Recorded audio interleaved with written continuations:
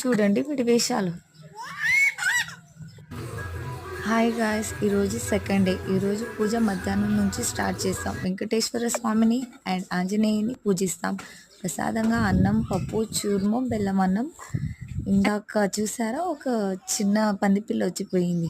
And ఫైనల్గా ఇలా ready చేసి ప్రసాదం పెడుతున్నారు మా ఆయన.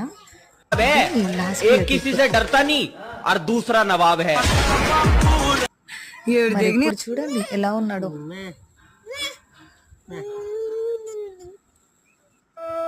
ఇలా పిలుస్తామండి.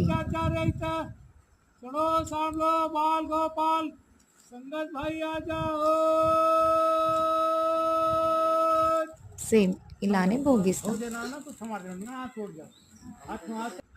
తర్వాత సేమ్ ఇలానే నీళ్లు చల్లుతాం.